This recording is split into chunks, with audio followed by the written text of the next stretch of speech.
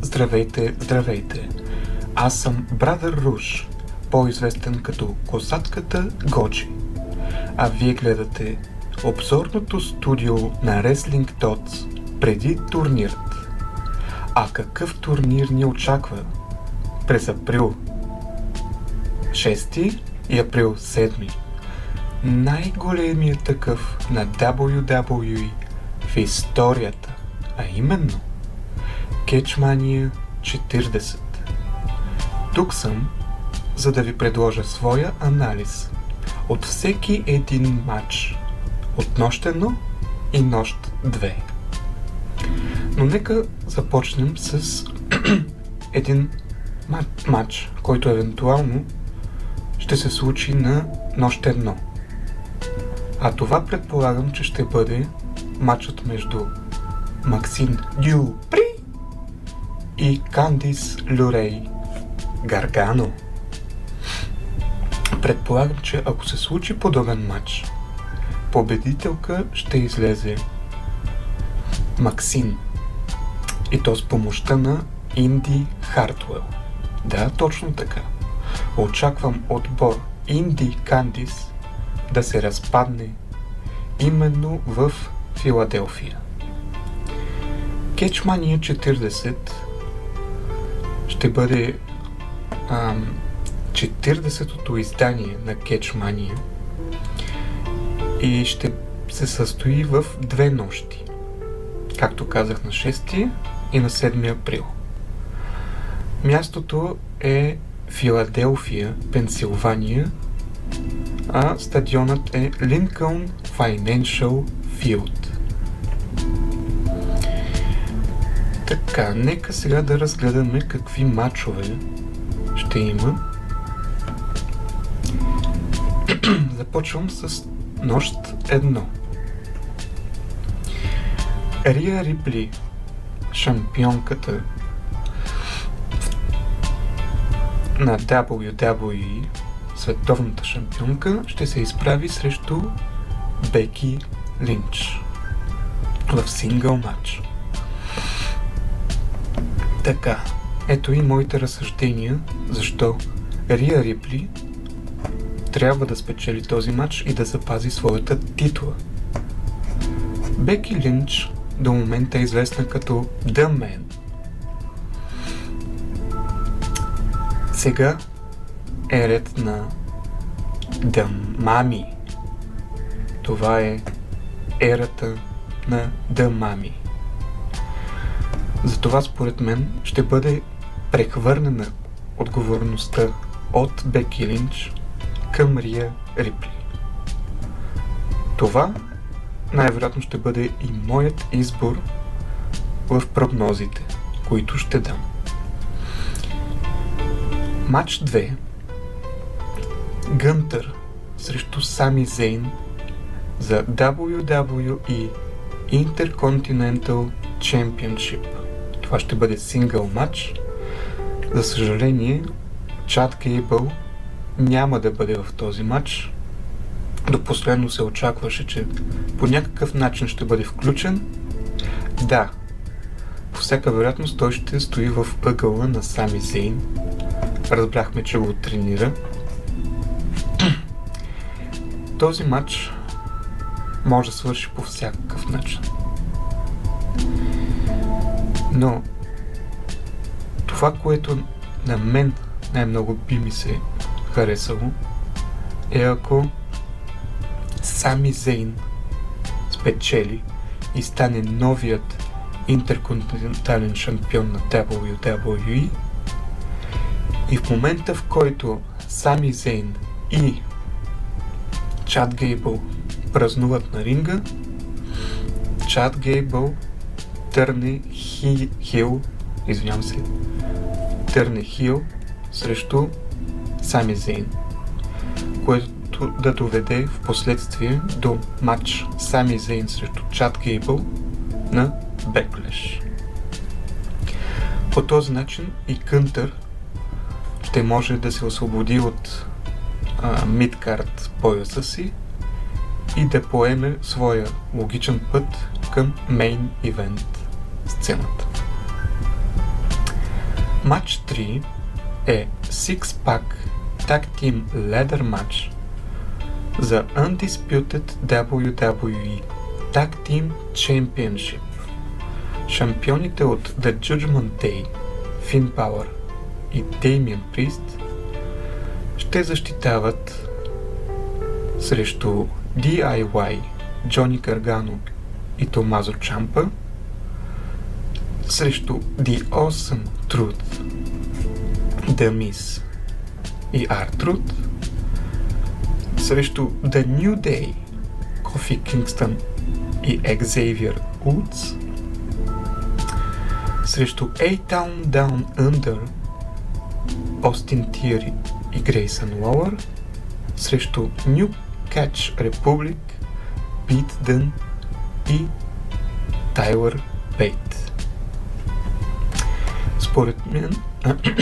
Според мен, тук е идеалният момент да разделят двата комплекта так пояси. Единият комплект, а именно на SmackDown, според мен заслужено трябва да отиде при New Catch Republic.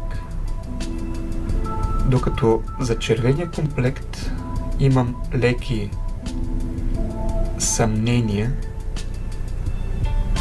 но сърцето ми казва, като крайни победители и шампиони по двойки на първична сила, да станат The Miz и R-Truth. Матч номер 4 в нощ 1: Джей Усо срещу Джими Усо. Брат срещу брат. Сингъл матч. Тук, колкото и странно да прозвучи, ще заложа за победа на Джими Усо. Защо? Ще ме попитате. Ако Джей Усо победи, приключваме с историята между братята. Докато ако Джими Усо вземе победата по някакъв начин, дори нечестен, могат да влачат тази история още поне един турнир. Т.е. да видим реванш между двамата на Backlash, в който този път Джей Усо да вземе победата, и бъдещ трети матч, дали ще бъде на турнир или на SmackDown, в който Джей Усо окончателно ще спечели тази битка 2 на 1 и ще покаже в реалност кой е по-добрия измежду двамата близнака. Матч номер 5 в нощ 1 е Six Woman Tag Team Match.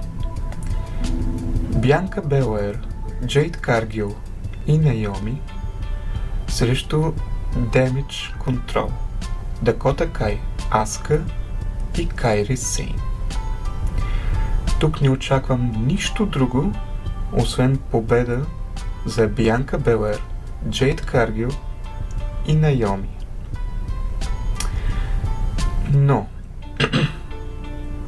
за да има някакво продължение в последствие, очаквам Джейд Каргил да търне хил спрямо Бянка Белуер. Матч номер 6: Latino World Order, Рей Мистерио и Драгън Ли срещу Сантос Ескобар и Дърти Доминик Мистерио. Tag Team матч.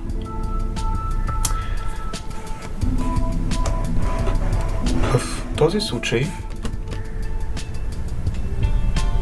очаквам победители да бъдат Сантос Ескобар и Дърти Доминик Мистерио след подкрепа от страна на Карлито.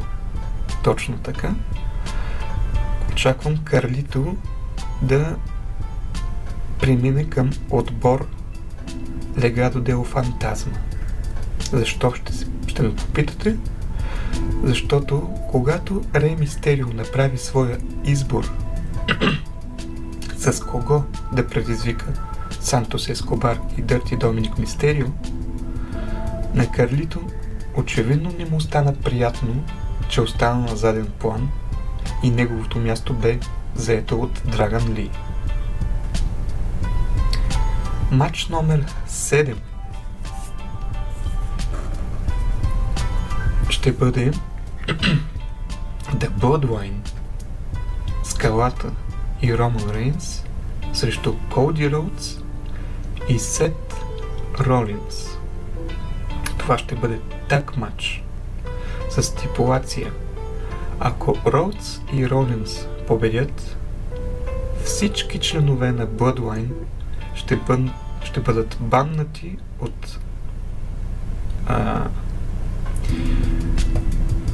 от рингсайда по време на Undisputed WWE Universal Championship матчът между Коди Роудс и Роман Рейнс на нощ 2. Но ако Скалата и Рейнс победят, шампионатният матч в нощ 2 ще бъде с Bloodline правила. Тук очаквам, за да бъде по-интересна и непредсказуема нощ 2, Скалата и Роман Рейнс да вземат победата. По всичко личи след намеса, може би, на Соло, а защо не и на Пол Хейман по някакъв начин. След някакво разсейване или нещо подобно. Продължаваме с нощ 2. Матч номер 1. Сет Ролинс ще защитава своят пояс World Heavyweight Championship срещу Дрю Макинтайр. Така. Както знаем, CM Punk ще бъде на Catchmania. Дали ще бъде на коментаторската маса, дали ще бъде специален гост съдия в този матч или ще изиграе някаква друга роля, само можем да гадаем на този етап. Предполагам, че крайният победител ще излезе Дрю Макинтайр, независимо дали CM Punk се включи по някакъв начин в матча. Матч номер 2. Io Sky, WWE Women's Champion, ще защитава срещу претендентката Бейли в сингъл матч. Тук очаквам да имаме нова шампионка в лицето на Бейли. И доколкото ми е известно, това ще бъде първата Catchmania, в която Бейли ще има сингъл матч. Колко нестандартно, нали? Очаквали сте все пак да е имала сингъл матч, но май не е. Матч номер 3, един от, може би, най-интересните за вечерта и най-очакваните от феновете на федерацията, AJ Styles срещу LA Knight. Yeah! Това ще бъде изключително интересен сингъл матч. Тук ще се срещнат двама мои любимци в WWE. Ще ми бъде много, много трудно за гледане, защото няма да знае до последно за кого да викам. Билда беше сравнително добър и да, може би всички се надявахме LA Knight на Catchmania 40 да се бие за пояс, но все пак един матч срещу AJ Styles и една евентуална негова победа също ще оформи неговия образ и в бъдеще най-вероятно ще го видим като шампион. Моят избор тук е LA Knight, крайен победител. Матч номер 4. Шампиона на щатите Логан Пол ще защитава в тройна заплаха срещу Ренди Ортън и Кевин Оуенс. Според мен тук Ренди Ортън и Кевин Оуенс ще си попречат, като по този начин Логан Пол ще спечели и ще защити успешно своят пояс. Матч номер 5. Това е отборът на Боби Лейшли, The Pride, срещу отборът на Кариан Крос, The Final Testament. Това ще бъде Six Man Philadelphia Street Fight. Това е един изключително сложен за прогнозиране матч. Може да се случи абсолютно всичко.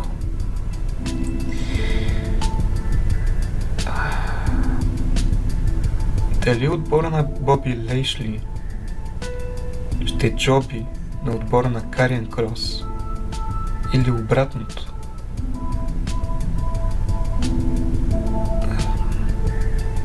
За мен лично би било по-логично крайни победители да излязат Кариан Крос, Акъм и Резар.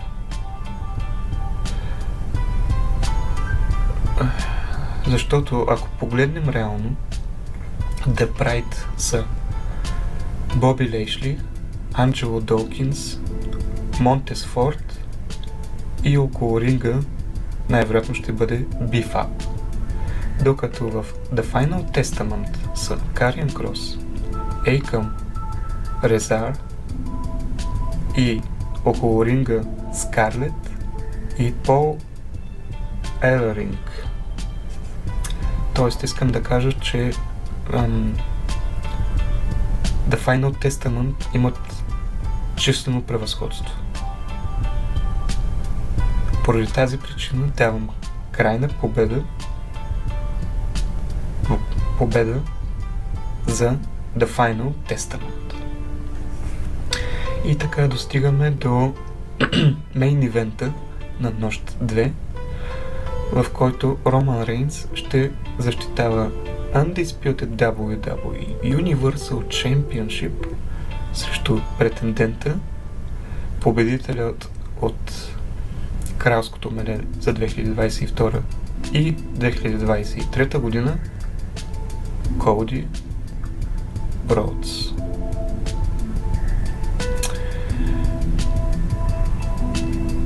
Така.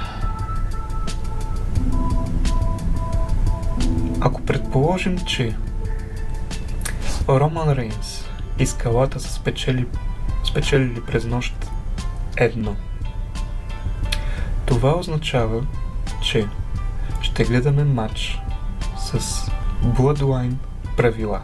Тоест, всеки един член на Bloodline ще може да се включи в матча в подкрепа на Роман Рейнс и съдията няма да има нищо, абсолютно нищо против това да се случи. Тоест няма как да прекрати матча. Искрено се надявам Коди Роудс да приключи своята история именно на нощ 2 на Catchmania 40. По всяка вероятност ще сформират един вид ендгейм на Авенджерите и ще се включат в подкрепа на Коди Сет Ролинс, Джей Усо, може би Ренди Ортън Може би също така Кевин Оуенс. Бих могъл да си помечтая да видя също и Дъстин Роудс, или по-известен като Златния прах. И ще спра до тук, защото мога да изброявам още много хора. Краен победител от този матч — Коди Роудс. На SmackDown преди Кетчмания ще наблюдаваме и матч Андре Гиганта. В него като краен победител очаквам да бъде Брон Брейкър. Ако не е той, другите ми двама фаворитите са Рикоше и Андраде. Благодаря, че бяхте с мен. Напишете долу в коментарите своите прогнози за Кетчмания 40. Аз бях Годжи The Whale Killer. Чао и до нови срещи!